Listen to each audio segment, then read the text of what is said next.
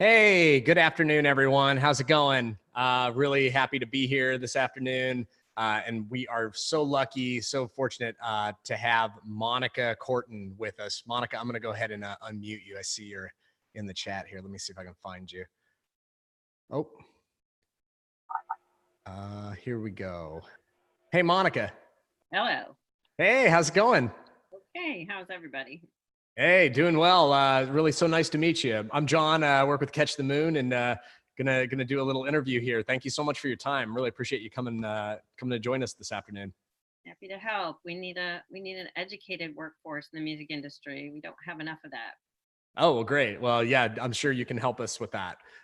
So let's. I think just as far as like introductions, just wanted to say really quickly that Monica is the president of Monica Carton Consulting, for full service music consulting company that focuses on music publishing, copyright, licensing, master licensing, royalties, and business strategy. Is there anything else you'd like to say kind of about your background, what your company does?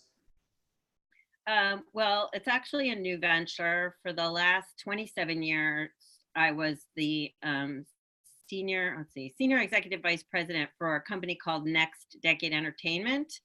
And Next Decade was a music publishing administration company. And we also did some film music supervision for motion pictures, for Broadway, for television. So my background is primarily in music publishing, but I also have a degree in music. And so I also do consulting on songwriter coaching and artist development and a whole host of things, because I've been involved in all those things, both professionally and from volunteer experiences. Amazing. What's your day-to-day job like with your consulting company? What do you do on a day-to-day basis with your clients? Well, it's been a variety of different kinds of projects. So, and it's new. And I'm also taking a Harvard Business School online class at the same time, which is part of requirements I have under a New York State program. And it's kicking my ass a little bit because it's Harvard. And it's in business analytics, though, which I think is a really important area for people to be learning about in the music industry, because now we have all this data that we've never had before and we can use it. But if you interpret the data incorrectly, then that could be a really costly mistake for your company. But basically, for the consulting company, I have a film supervision project I'm working on, which is clearing this production that already existed, but now they want to clear it for all media, excluding theatrical rights.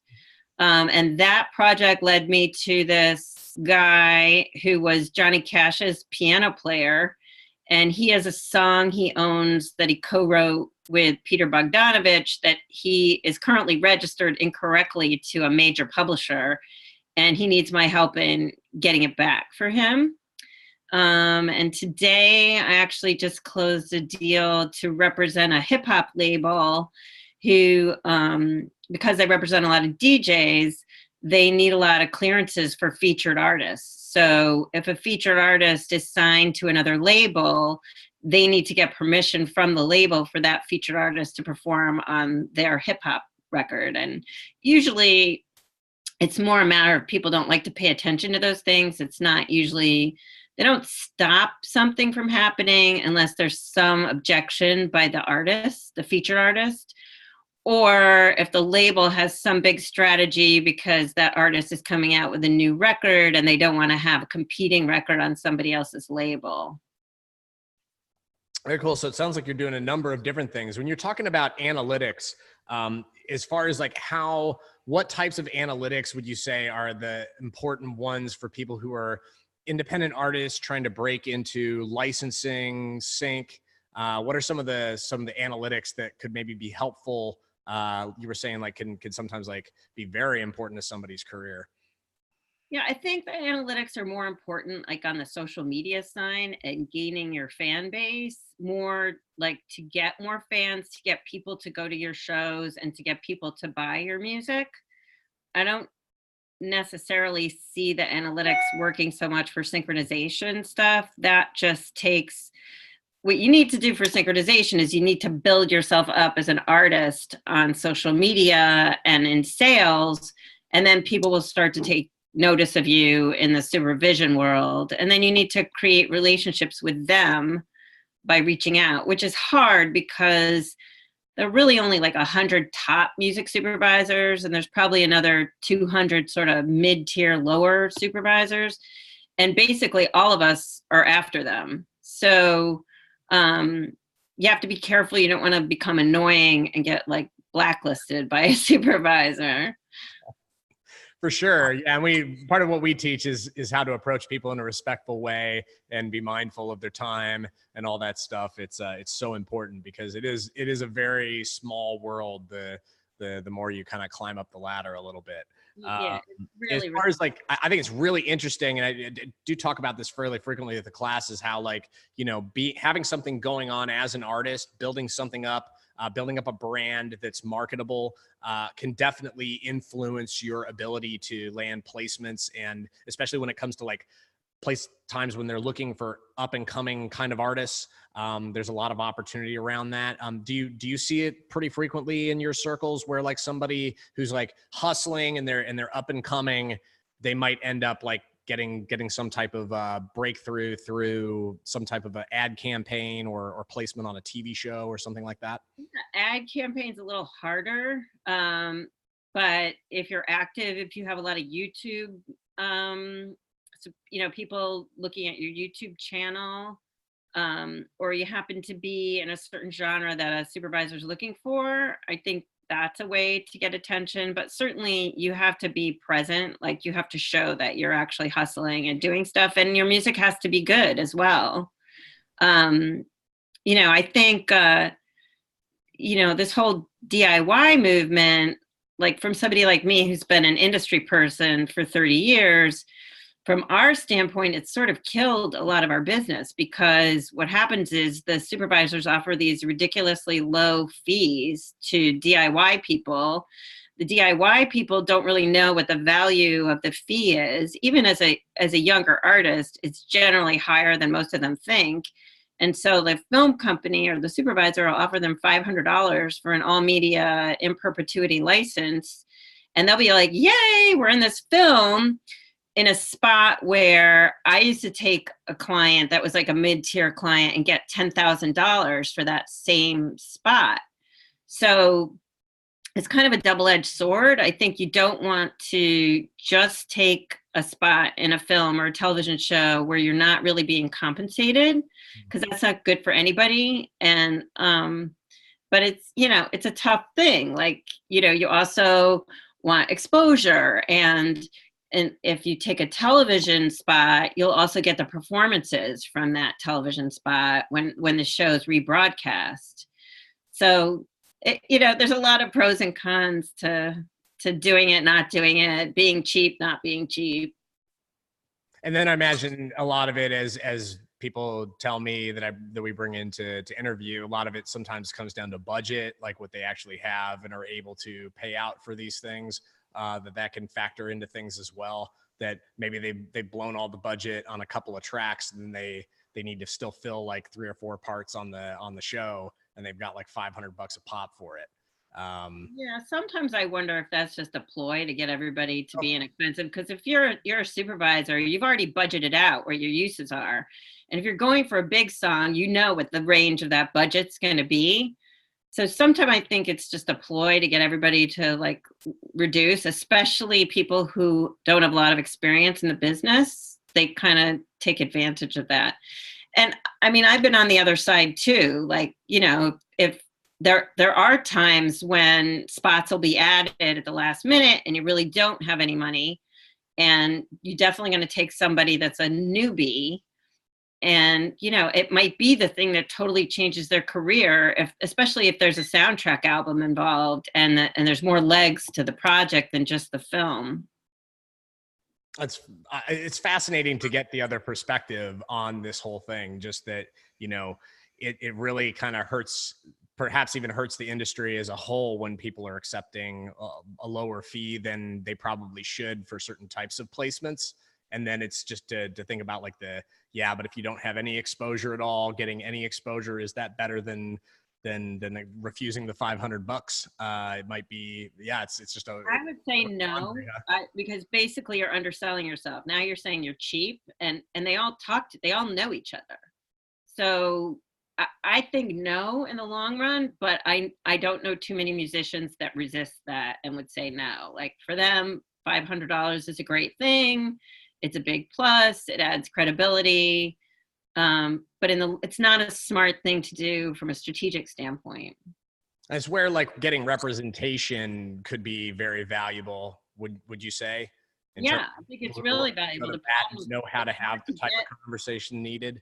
Yeah, but it's hard to get good representation when you don't have any kind of business behind you. So it's a constant catch-22, like for us, for them.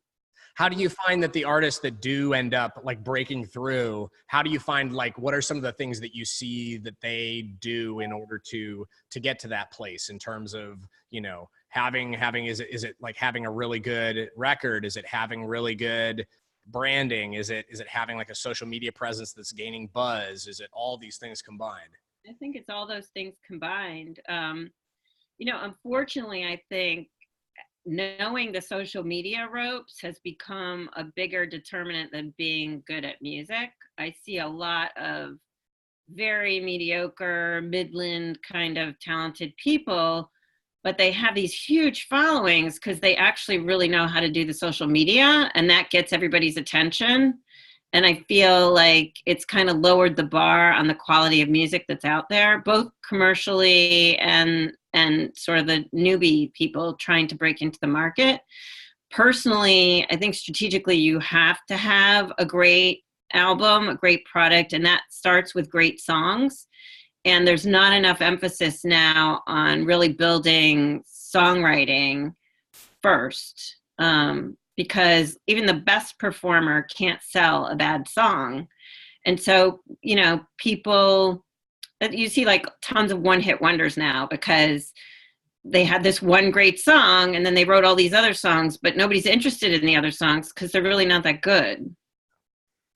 And I think, you know, then it's a combination. Then like you need to be hustling, you need to be out there, you need to be meeting industry people and showing that you really want to be a part. I mean, ultimately you are going to need to connect in some way with a publisher, with a label, more with a publisher, and then maybe, you know, an agent if you need help performing or getting bigger performances, and more opportunities. Because it's really hard, you know, you're never going to get a spot on Colbert if you don't have representation. It's really hard. I mean, it happens now and then, but you can't really progress your career, especially beyond the United States, if you don't have industry representation in some way. How do oh yeah, sorry, I didn't mean to interrupt you. No, that could come in a lot of ways. You know, like it might come because you go through the legal route and you hook up with an attorney that has a lot of connections, or an agent or a publisher. I mean, I would argue, I think the thing people should focus on is music publishing and finding a publisher, because a publisher not only represents your songs, but they can introduce you to other writers that you co-write with that can leverage your career and also help you be a better writer. Absolutely. Doing things as a team is way better than just trying to do it all on your own. It's very difficult to do. And then, you know, as far as like getting better as a songwriter, songwriting as collaborative experience is just, it really can take things to another level, can really, like if you're working with people that are consistently at your level or above, can really something that helps a lot. That's what really stretches you, both as a performer and a writer, that you need to be working with people that are, you know, maybe slightly above, because it's hard to get somebody really above in the beginning, but because they can show you, you know, that you'll really be learning from them. It totally makes sense. In a way, it's like mentorship that you all, I think regardless of what you're trying to do in the music industry, you need to have some form of mentorship in order to grow and to learn and to kind of figure out what your lane is. Yeah, totally. One thing that was really interesting to me that I was thinking of, like, what would you suggest that people who, because there's a ton of folks who are indie kind of DIY that are on this call, what would you suggest for somebody who's looking for representation from a publisher?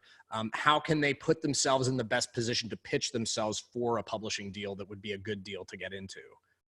You have to show that you're selling music, that people are buying your music. So, you need to show a significant amount of streams or downloads, or if you're selling vinyl or albums at your show, if you're performing in larger venues than the local bar, you need to show that you have market share, because it takes the same amount of time to help somebody that has no market share as it does to somebody that has market share. And ultimately, it's a business. We're all trying to make money for our companies, for you, for all the people involved. And if you don't have a product that sells, it's a time killer in a way. So, I would say, like, if you're beginning, I really think what Downtown Music is doing with they now own CD Baby, and they have Song Trust. And so if you can sign up with CD Baby and Song Trust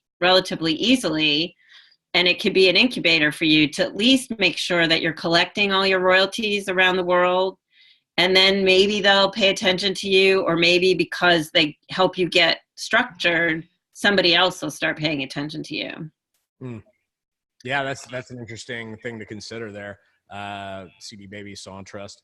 One thing when you were talking just now that it kind of made me think would be a good follow-up is, it seems like in order to have a market for something, correct me if I'm wrong, it's supply and demand to a certain amount with it. So would you say for somebody who's like looking to make music, looking to gain traction in the area of like commercial music, would you say it would behoove them to really focus in on like what types of music are happening like right now, and making sure that the type of music that you're writing and that you're making is really kind of in alignment with that, and then also just kind of adding to the conversation? Would you say that that's like a really important thing to do? I think you need to write the music that you're passionate about. I think if you try to copy what other people are doing and it's not what's meaningful or passionate to you, it comes off that way. You have to be convinced that what you're writing really moves you, and then you'll be able to, people will see that. So, we don't know what the next genre of music's going to be.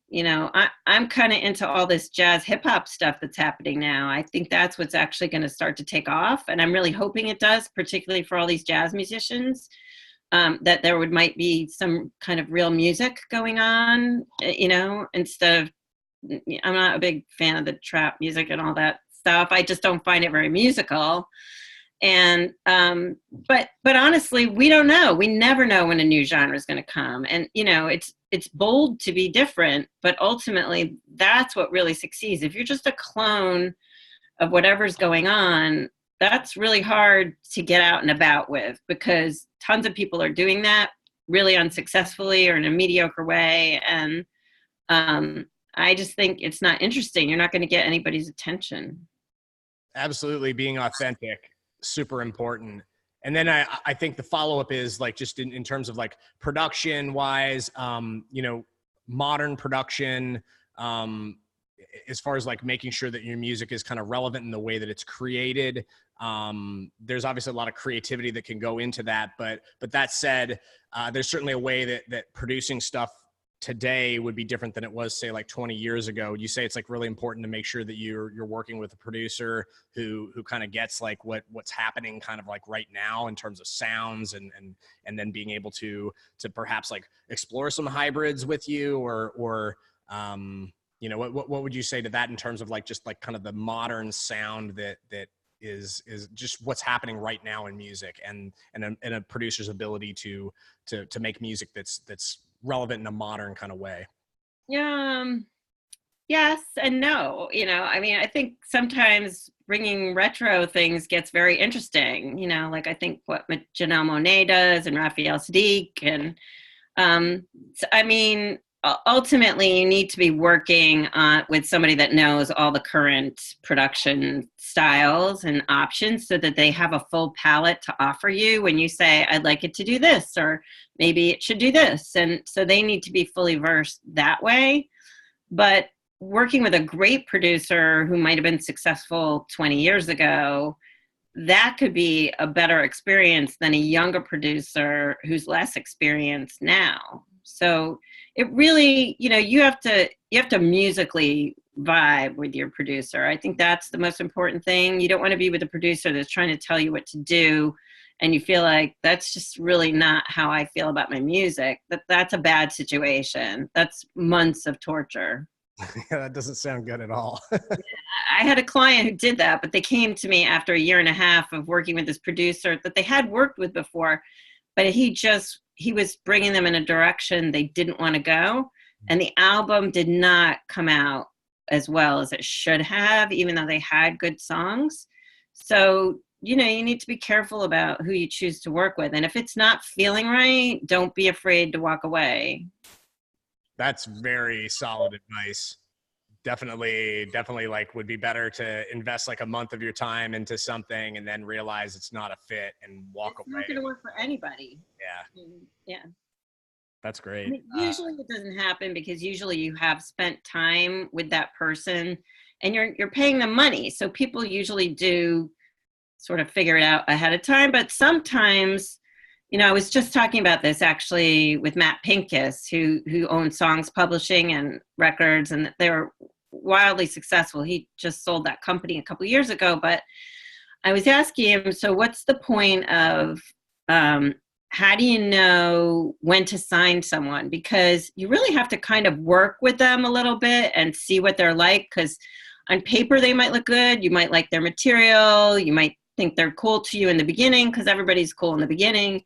But then when you start working together, it just doesn't work because they don't want to listen. They know better. They don't take direction. And so I think the same thing happens with a producer. You might start out really great, and then when you're actually working together, you find out that it's just not the way you work. Yeah, the producer's perhaps not listening to you, that they're not really what you really are trying to say isn't getting into the actual recording. Yes, all that. Yeah. And then you have a problem because then it's actually hard for you to sell that product. Yeah. Like if you don't believe in your record, how is anybody else going to believe in it? Absolutely. Or your song or whatever, people are releasing more singles now than albums. In general, I'm hearing more people doing that or more EPs. So would you say whatever you're doing, you have to do it with absolute conviction and authenticity? Yeah. Yeah, definitely. I mean, that sells it more than almost anything else. You need to put your heart into that project and people have to hear that. Yeah, there's a producer that I admire a lot, and she told me that basically you have to find a way to put your heart into it, or else it's not going to be any good. Yeah, it's a fact because people can hear it. Yeah, you absolutely hear it, and when you're touring, if it sounds great on the tour, but it doesn't sound anything like that on the record, people get mad at you when they buy that record and it doesn't sound anything like what you sound like live. Yeah, it's like a disconnect. It's like, where was this amazing performance that I saw? You feel deceived a little. Yeah. That's a good way of putting it. Yeah, deception. As far as like music that you've seen be successful, just in general, is there anything you would say about like music and artists just in general? What is it that like tends to like capture the attention of decision makers, like publishers, labels, companies that focus on licensing, supervisors? What are like some general, I know it's a super open question, but what are some things like in songs that an artist that you hear that's like, yeah, that's something that immediately grabs you? Well, people will say it has to have a good hook, but honestly, it has to have a good hook. It sounds really kind of, sort of old school, but, my test is if I walk away after the first listen and I'm humming at least part of it, whether that's the chorus or the beginning, that something of that song sticks with me, then I know it's good. even if I don't like the artist. Like I worked in heavy metal for a good part of my early career. I mean, I literally went from classical music to Bartok, Stravinsky, Britten, Bernstein, to Guns N' Roses, Metallica, Faster Pussycat, and Anthrax. And my father, my poor father, he was like, "What are you doing?" I said, "I'm getting a paycheck, Dad." And I love those guys. They were really passionate about their music. It took me a while to kind of deal with listening to it for any long period of time, but I saw the musicality in it, and I would say, like, I knew Metallica was going to be one of the highest, at that time they were popular, but they weren't anything like they are now, because this was like 1990. They had 3 albums out at the time. It was this Black Album. Yeah. And even before that, because I was working in sheet music then, and heavy metal music and sheet music became a huge thing because of guitar transcription technology. Yeah. And I worked at Cherry Lane, and they had the best transcribers in the business. They did note for note transcriptions, and those transcriptions were exactly like they were played by those bands. So these boys that were rabid fans of those, they would buy every book. Like, we put out piano and bass and easy piano. Nobody was playing easy piano, Guns N' Roses, but what they did is they put a different picture of the band in each book. So they would all buy the books to get the poster. It was like collector's items, basically. Yeah. That's but we literally sold thousands and thousands of folios in every, Kill 'Em All, every single possible. All arranged on piano. Yeah. Oh God, that's hilarious. Yeah. I mean, that's why I'm saying the social media is just as important. Like, you need to be playful with your music, and your social media also needs to integrate. So, like, your Instagram stuff should somehow relate to your Facebook stuff that relates to your YouTube channel.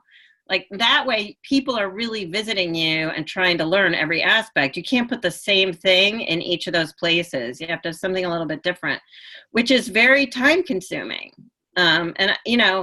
Honestly, I think the best musicians are horrible at the social media, and I get that. That's not the way they think. So you need help with that. Like, if you have a friend who's really into your music or really tech savvy, like, ask them to help you. Maybe you'll have to pay them a little bit, but use their skill set to promote you in the way you need to be promoted.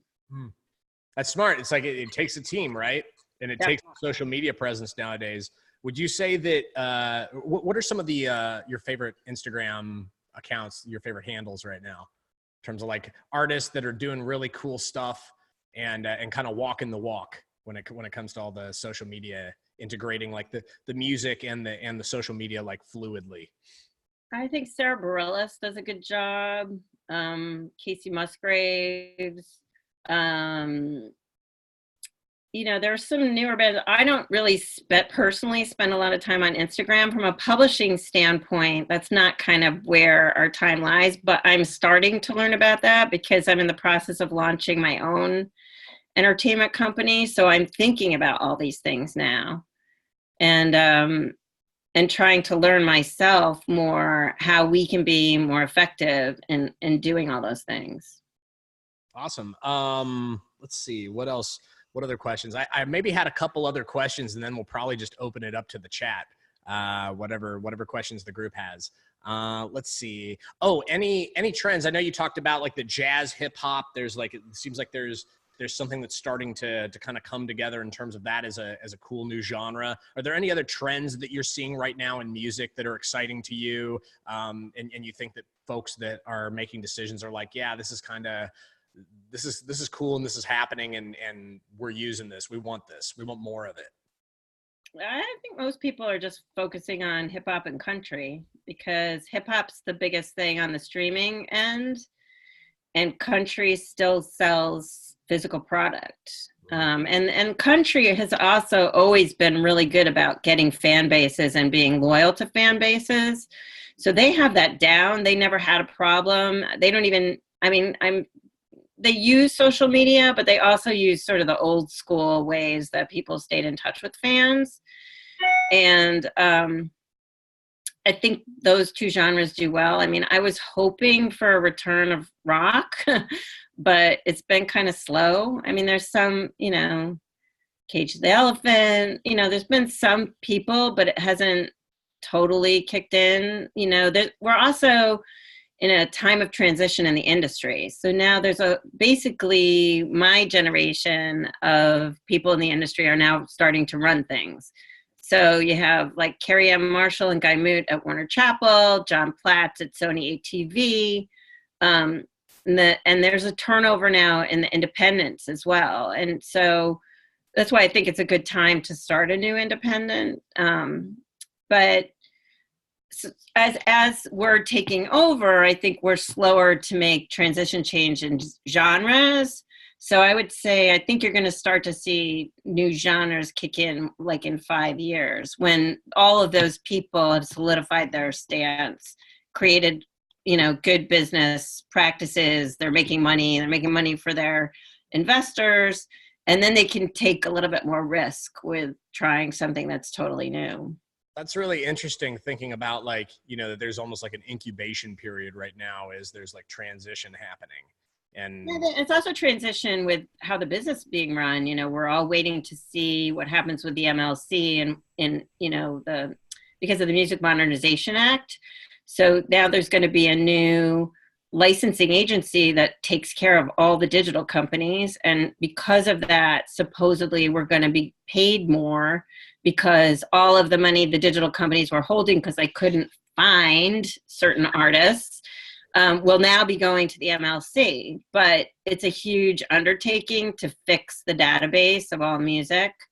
And we're also in litigation with the DSPs over the new Copyright Royalty Board rates. So that appeal is probably going to go through to June or July, which means we're basically being paid now on the old rates. There's a lot of transition. So the next couple of years, like the MLC launches in January 2021. And by then, hopefully, we're going to be on the right path. That's been kind of like a tipsy-turvy situation now for a long while. So it's a big time flux in the legal aspects of all this as well. Absolutely. There's a lot of great things that are on the horizon. They just haven't happened yet. And there's a lot of lawyers making a lot of money in the interim. As always. Let's see, any other things? Already talked about that. It sounds like you have an extensive knowledge of just with your background, what I read of your bio, of all the legal aspects of the entertainment industry, of the music industry. Is there anything that you would say just kind of in general from a legal perspective that it would behoove people to get better understanding of as they embark on for some folks in this course, it's like they're just starting to embark their professional career.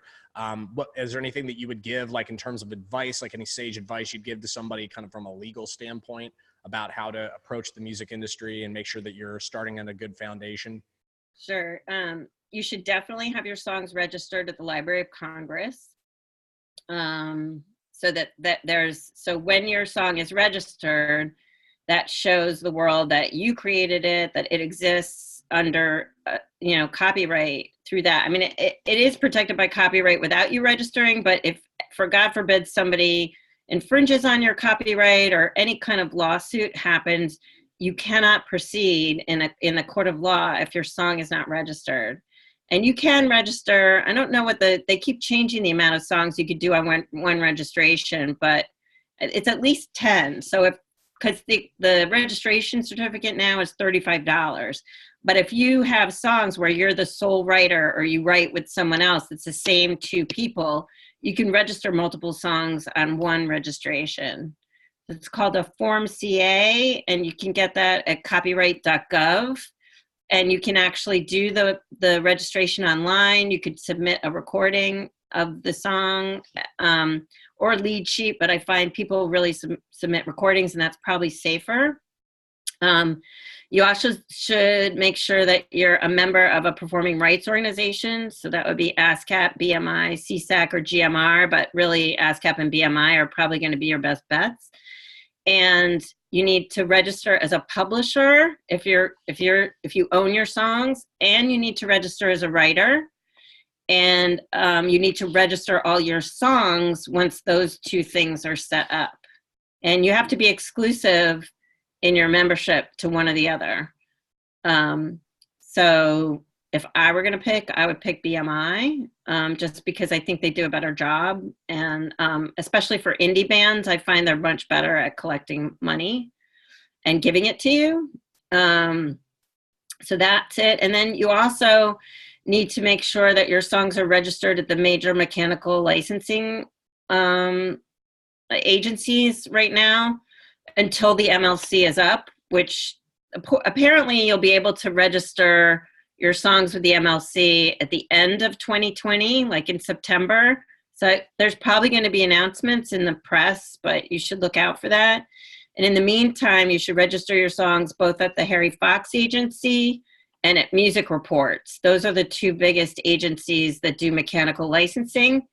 And they also do digital licensing. So they'll get, like, Music Reports more than Harry Fox often gets hired by digital companies to do the clearance work for their songs, for songs that are on all kinds of products. And they'll, if you're a member, if you're registered, they'll notify you and say, we have this deal and this is how it works. And if you want it, you opt in. And if you don't want it, you opt out. So it sounds like there's, as far as like just, there's a lot of foundational work that you should be doing when you're embarking on your career, in terms of like making sure you're registered with a PRO, you're registering your stuff with the Library of Congress, and you're following up with the mechanical, basically like mechanical licensing companies, basically organizations that handle that, like Harry Fox.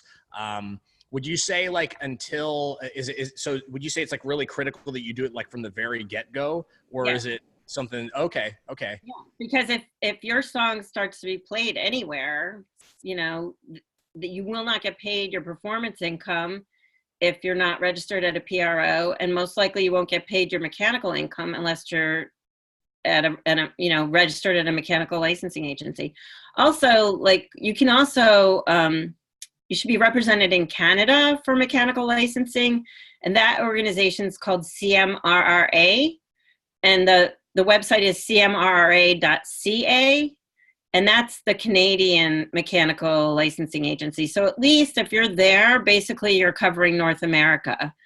And so in the United States, there's reciprocity. If some foreign agency finds that your song is being played, you know, like in Denmark, and you're not registered in Denmark because you don't have a sub-publisher there, they will most likely pass through the money to your performing rights organization or your mechanical rights organization. And so you can capture foreign money by being registered properly in the United States. One follow-up question on the BMI, because we hear with BMI, you don't need to necessarily set up a publishing company. You can have them just use your one account, your writing account, and have them send the publishing. Do you find that it's like really important to set up, but I also have plenty of writers that I work with that have set up their own publishing companies, and it makes it more difficult to do business if you don't have your own separate company? I think it's better to have a publishing company set up with your name. It identifies you. It's, you know, owning publishing, like showing people that you own publishing, all the decision making comes from the publishing. Like when a song's divided in payment, 100% will go to the publisher, and the publisher pays the writer. Now, if you're self-published, obviously you don't have to pay any other writer. But what if you decide to publish and you co-write, and your co-writer doesn't have a publishing company? Now you need to collect 100% of the publishing for that song, and then you'll pay the other writer. So it makes more sense. It's a thing that BMI did to try and make sure that BMI writers who kind of didn't know what to do would still get their publishing money. But from a business standpoint, it makes more sense to set up a publishing company and a writer company and a writer account. Seems like that's certainly like long-term, the strategy that you're going to need. Yeah. Just for like a business structure standpoint. Yeah. Yeah. And you know, who knows, like maybe you wind up signing writers to your publishing company because they don't want to do the administration part. Yeah. That's always a possibility, right? Yeah. Yeah. It's much easier for a licensee to license from one place than from multiple places. Good to know. Like one stop, right? It's like Right. you want to be able to clear everything in one place if at all possible. We preach that like day and night. I want to just open because we probably got like about 20 minutes left. If that's cool for you, want to just open up the floor to any questions people on the call have. You can either raise your hand and we'll I see you there, Sonic Scott. I'm actually gonna unmute you here in a second. Let's start with you. How's it going, man? Hey, good. How are you, John? Good, good. Hi, Monica. How are you? Good. How are you? Good. So first of all, I just want to say you're like an absolute rock star in your field. And when I read your bio, my eyes just lit up because I have a music degree in music business. So when I saw like that you're in publishing, copyright, licensing, and royalties and business strategy, I was just like my eyes like lit right up. So I'm like an independent artist, like up and coming rock artist, and I don't have a lot of sales. So my question is, I've never worked with a publisher, and previously I thought that being a one-stop artist was like kind of where I thought I had like a competitive advantage. But listening to you speak, I'm kind of starting to realize that maybe that's not the case. How would you suggest an artist, like a new artist and up and coming like myself, to approach a publisher who doesn't have a lot of sales to show? I think you should work on your sales. You need to try and find a way to start garnering support and people buying your music. And it's not something that musicians generally like to do, but I don't think you're going to get any traction from any decent publisher unless they've seen that you've gone through that hustle time. And that might be, maybe you just perform more and sell CDs at your gig, or sell a download card, at your gig. Um, because you have to show them that you're a viable client, that you're financially viable. And then the other things, I would research publishers who focus on rock, because you want to be with a publisher that really knows your genre. Like if you got signed to a country publisher in Nashville, they probably wouldn't be able to help you as much as somebody that has more pop rock clients. Awesome. Thank you very much. You're welcome. Thanks for the question. Great question. Hey, John, you're up next. So you mentioned that you were starting your own music company. I was curious as to what the focus. So I'm starting an all women run entertainment company, and it's going to be a music publishing company, an artist services company, and a production company. And the focus, our client base, is also going to be women. So women songwriter, producers, and artists. Mostly because I feel like we've been paying lip service to trying to elevate women, and nobody's really doing anything about it. So I feel like I know tons of women that are ragingly talented, but they get highly overlooked by companies because they're male dominated companies. And so we'd like to put our spin on it. And the artist services division is actually going to be more like an A&R department with sort of a laundry list of services. And we're going to hopefully co-brand with other labels. We don't really want to be a label initially because that's a really expensive venture. But the art of actually A&Ring records has sort of been lost in the industry, and we feel that we can bring that part back and work with labels. So we'll do all the creative services stuff, and then they'll do the distribution, but we'll share in the income from the project that we worked on with them. And that also will help us interact with a lot of different labels and get to know more artists and stuff like that. The production company is really just to feed the social media beast, and mostly because I really want all our clients to do it, and I know most of them won't or can't. So, there are ways to monetize, especially on YouTube, but you have to have a certain amount of uses. Like I think for a channel to start being paid, I think you have to have 5,000 followers or something like that. So like if we do it for our company, in one YouTube channel, and then we sub-channel them by our clients, collectively we'll be able to start making money for them with the social media too. Gotcha. That sounds really exciting. Are you interested in signing any very, very talented female singer songwriters who might have I don't know, male producer co-writer? Yeah. I mean, like we're just, yeah, we're, like people, it's so funny when I first mentioned this to some financial people who are very high in the business. They're like, oh, so like you want men to be your secretary? I'm like, that's not what we're talking about.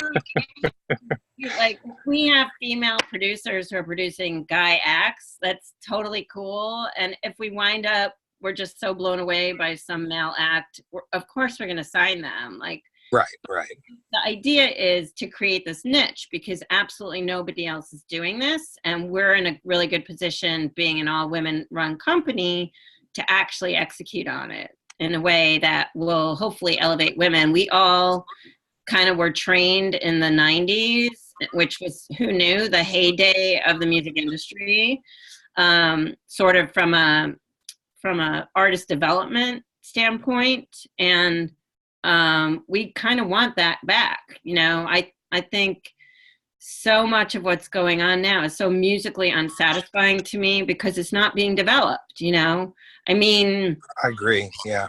The Eagles were not Definitely. great in the beginning. They were good. Right. They were developed, like everybody was developed. They certainly had a good amount of talent, but it's a skill. There's a palette of sounds for writing. There's a palette of sounds for producing. There's the same for an artist, and there's skills to those things that you can be taught and passed down. So that's how we envision us being different. I agree. Yeah, artisans, don't do great paintings or build incredible masonry work or tables when they've been doing it like 5 years. It's after they really worked their craft for a long time. When are you going to actually be launching the company, and when would you be accepting submissions, if you don't mind me asking? I'm working furiously on our business plan, and we're actually going out to raise a boatload of money starting in January. So I'm hoping that we raise enough to be able to start in the second quarter of next year. Okay. But you're welcome to send me stuff anytime, because we're working on a list of things we want to work on. So I'm happy to receive submissions anytime you want to send them. Okay. I'm in Nashville, and I work with some very, very talented women here, I'll tell you. So I definitely would love to do that. Well, thank you very much. Really enjoyed your talk today. It's been very informative. Thanks for your time. Appreciate it. Okay. You're welcome. Great questions. Liz Painter, you're up next. Hey. Hi, Monica. Hi. It's really wonderful, and I appreciate all the great info you're sharing here. I kind of got lucky through disco and signed with the publishing company on one of my songs since I joined this class. And I just sort of had a question about the regular splits between the publisher and the artist in an average company. And so my situation is my publisher is getting 25% of my writer publisher, and then 30% of sync fees as well if he's involved, but continues to get 25% for the length of the contract, whether that song goes with whether he's involved or not. And is that the average type of arrangement, is kind of what I was wondering. Does he own 25% of your publishing, or do you retain ownership and they're taking an administration fee? No, I went into my ASCAP and added him as an owner for 25%. Okay. So, and then you own the other 25% of the publishing. Yes. Right. So the way it divides up at ASCAP is you're the sole writer. Yes. Okay. So he owns 25% of the publishing. You own 25% of the publishing. That's a co-publishing deal. And But you're saying if he gets a sync license, he gets a 30% publishing interest in that? I think he gets 30% of the master. That's the way I understand it. Okay. The sync So fees. you're mixing two different things. So like on the publishing side, there's publishing people and songwriters. And then on the master side, there's the master owner and the artist. So it sounds like, will he own your master also, or do you own your master? I believe I own my master. The way that my contract reads is he gets 30% of sync fees if he is involved in the deal, and I gave him 25% of the publishing. Okay. The reason that's confusing to me is if he has 25% of the publishing and he gets you a synchronization license, he should only take 25%, and you're saying 30%. So I guess that other 5% is an income participation out of your side. Okay. Well, I went ahead without fully understanding it because it seemed like such a great opportunity, as this was music that was from my back catalog, and I haven't had a chance to have a lawyer look at it to fully understand it. But in your case, what kind of situation would you offer a client? Well, they're all kinds of situations. You know, we're actually looking to sign full catalogs, not just single songs, and probably to co-publishing deals. So in that instance, we would own 25%, you would own 25%, but we would administer the full 50% of the publishing. And depending on, did he pay you in advance for this one song? No. No. So that's kind of a lot to give them publishing with no advance for your song. So basically you gave away your intellectual property for nothing. So even if it had been it's non-exclusive. Okay, how's that going to work? So what if, okay, say some music supervisor comes to you independently because they saw your song also. Will he get 30% of that sync license that he had nothing to do with? He said no, only if he's involved. Okay. The problem is proving that, you know, I mean, you know, like he could say Joe Blow, music supervisor, comes to you and it looks to you like it's independent, and you tell the other guy, you know, in the course of the thing, and he says, well, I pitched to Joe Blow, so I should be a part of that. Huh. Yeah. Interesting. Don't ever sign anything without a lawyer looking at it, and make sure it's a music attorney, somebody that really knows about music publishing or recording or whatever kind of contract you're doing. Your songs have value. You're not desperate. You know, you need to make good business decisions for yourself because you're setting up your whole future here. And really the money is all in the publishing, the intellectual property. When you're like old in the you know, rocking chair at home, you still own your publishing. And if the songs have any kind of traction, you're still getting your performance royalties. It's something you can will to your children. You know, your songs fall under the 1976 Copyright Act, which means they are now in copyright for your entire life plus 70 years.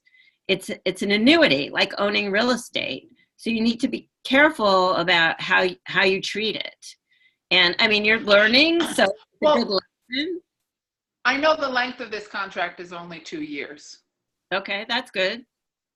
So, but I appreciate the information, and it's exciting learning everything, and it's a lot to take in. I mean, it's that not. You've been sharing, and this comes natural to musicians. Like I don't know why I actually kind of got it from the beginning. Probably because I sort of always have had like a business mind, but it's not natural for musicians to understand the complexities of the business, and the business is complex. I'm sort of struggling with that now, writing our business plan, trying to make, explain the industry in a way that's interesting, but not hard to understand for investors, because they have to understand what they're investing in. And so I'm struggling with, how do I explain this in a way that doesn't talk down to people, but also thoroughly explains the way the business is. But to answer your question, that's not an unreasonable split for him. Like to if he actually got you synchronization licenses, then that's normal for somebody that's starting out with a smaller act, because the probably the fees that he'll get for you, say on the high end, might be like $2,500, because those fees can't really be that high. Taking 25% of that seems fair, because he did all the work to make sure, to make it happen that you got into some television show or movie or video game, or now there's musical merchandise. I mean, there's tons of uses now to license. So, I used to leverage my bigger acts. Like, we represented Boston and Harry Belafonte and Vic Mizzy, who wrote the Addams Family theme and Green Acres theme. When people would come to me for some kind of, especially if it was like a digital product, I would then pitch all my lesser known artists for the same thing. So, and I'm sure he's going to do that with your music, because if you're not actually helping to exploit your catalog, you're not making it, everybody has to make money. So, like, hopefully he is pitching it. And I didn't mean to be so hard on you, but I really get kind of nuts when people tell me, well, it just sounded good and I didn't have any lawyer look at it. They're unfortunately, sometimes it's really expensive for an attorney to look at a deal. So you all can know, I have my consulting business now, and I'm happy to have you hire me to look at your contract. And my consulting fees are a lot less than what a lawyer would cost you. Yeah. But you're doing the right thing by knowing that you should do a short term, and 2 years is about as short as you would get for something like that. So in that sense, you made a good deal. Yeah. And it's interesting. I get to, he connects you with other artists, and we get to see some of the incoming briefs. And so it's fun. Yeah. But he only has the one song. Yeah. But it's good that you're seeing the briefs, so you know kind of what people. I mean, the thing with the briefs, though, people come and they ask you for these very specific things, and then you pitch exactly to what the brief says, and then they wind up using a song that bears no relation to what the brief had, because the director liked some song. It's sort of frustrating. Interesting. Yeah. Well, thank you. You're welcome. Thanks for the question. That was great. Maybe got time for one more, if you're cool with that, Monica. Mm-hmm. Awesome. Drew, you're up. Hang on just a sec here. Drew.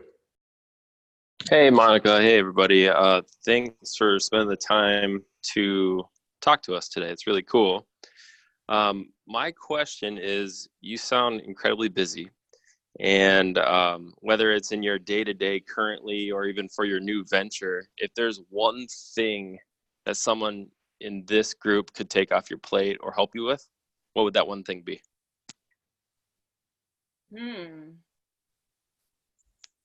Kind of a different question, I know. Kind of outside the box. No, well, the problem is a lot of what I do is very specific to my knowledge base. So it's not like I can, like all the consulting things I'm doing require my experience. I mean, once we have the entertainment company going, then there would be things to do, help with the social media, help scouting to find new songwriters and artists, or new income streams, like products that are developing that need music to be licensed to them, or films, like indie films. Is often good. Like, I often suggest to DIY writers to like sidle up to your local film school, wherever, it sounds like you guys are all over the country, but film schools need music for student films, and you might not get a lot of money for it, but you know, some of those films get it into festivals and actually get some exposure. And so even if you do a small license for a festival, if they get picked up for distribution, now you're in business because they need your song for the regular distribution. So I don't know about like helping now. I think, you know, we're probably going to have a lot of use for interns or, you know, less experienced people with the entertainment company. Mm-hmm. Okay, all good. Just wondering. Great. Thanks for the questions, everybody. I know we got a ton more questions. Unfortunately, that's all the time we have for today. I would say, Monica, by the way, thank you. It's been so wonderful talking with you, getting your insights into all of this. Thank you for being so generous with your time and giving us like some really solid information. And it's really exciting to hear about your new company that you're launching. We're all looking forward to hearing more about that as it starts to unfold. I guess the one thing, the one question that I've seen that pop up a few times, just real quick before we go, if people want to get a hold of you, if they want to try to send you music, what's your kind of process in terms of like how you would like to have people contact you? Do you have like a website? I see all the content. So I should just type in my email address? That'd be really generous of you. We always, just so you know, Kathy and I are we always like make sure it's very clear to everybody to be respectful of your time and not like spam you or anything like that. So, hopefully you'll privately thing. How do I get out of that? Oh, so you have to go, to the top of like, you hit that little arrow that's next to whatever the blue name is, that's down to under 2, and you go all the way to the top and then it says everyone. Change it to everyone, then you can type to everybody. All right, here it is. Thank you. I'm happy to answer questions too, because like I said, I really do. There are not a lot of good places to learn this stuff, and honestly, you kind of have to just be in the industry to learn a lot about what's happening. So being in a class is excellent, and that you're having real industry people come to talk to you is amazing. But, you know, I'm happy to help out or send you directions. There's also, at my old company, which I'll type it in, I wrote a primer on music publishing that I highly recommend. So it explains like how publishing works and where you can go to things and how licensing works. So if you want to read that, you can go here. And .com. Cool. Yeah. Thank you. I mean, that sounds like a great resource. I'm sure we're all going to check it out. So yeah. Okay. Yeah. Well, thanks again so much for your time. I know you're busy and want to make sure you can get to whatever you have next. Just thank you so much from the bottom of my heart, and everybody's here. We're just so glad that you joined us, and hopefully we can have you back again sometime soon. I like that. Good luck to everyone. Great. Thanks a lot. Have a great day. Bye.